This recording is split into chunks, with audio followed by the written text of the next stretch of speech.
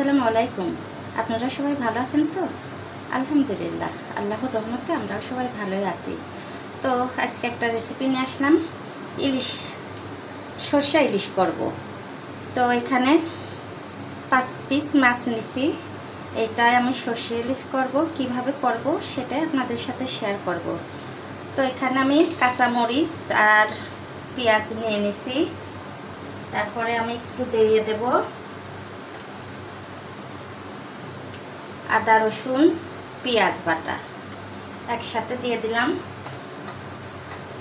তারপরে এখানে আছে লবণ, হলুদ, শুকনা মরিচের গুঁড়া, এটা দিয়ে দেব।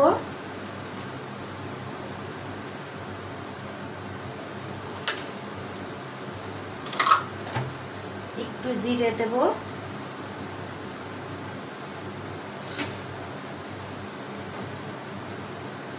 সরষের তেল দেব। তেলটা একটু বেশি দেব।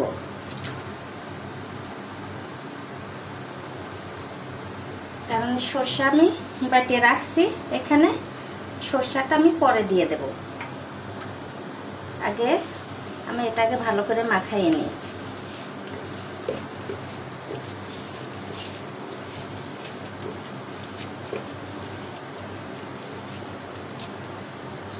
এটার ভিতরে আমি এখন মাছ দিয়ে দেব।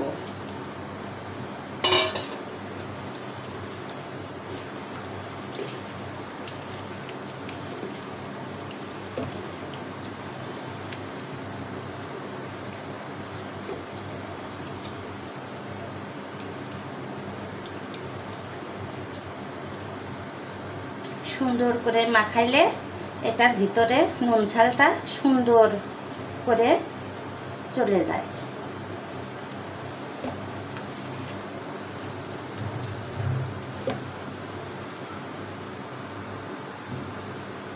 আমি এখন একটু পানি দিয়ে দেব।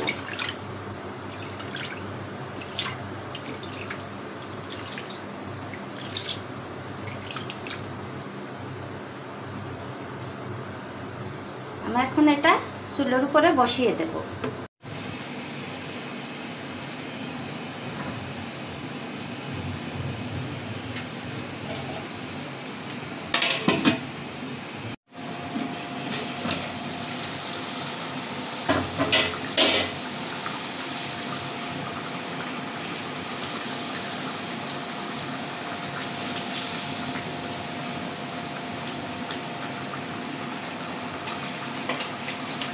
এখন আমি সরষেটা দিয়ে দেব।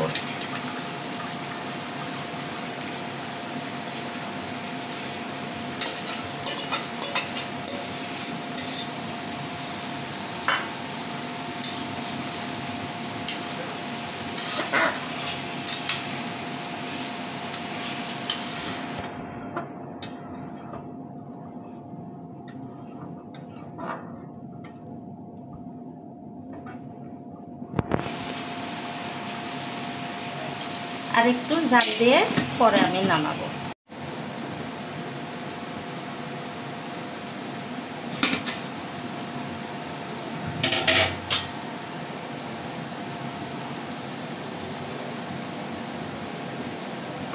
তো আমার সরষা ইলিশ হয়ে গেল।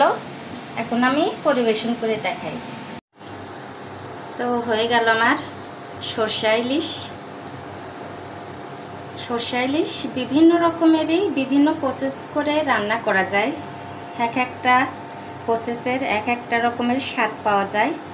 তো আজকে আমি এইভাবে করে রান্না করলাম। আবার নতুন করে আর একটা ভিডিও নিয়ে আসব, নতুন করে সরষা ইলিশ করে দেখাবো। তো রেসিপিটা কেমন হলো কমেন্ট করে জানাবেন আর লাইক শেয়ার করে দেবেন।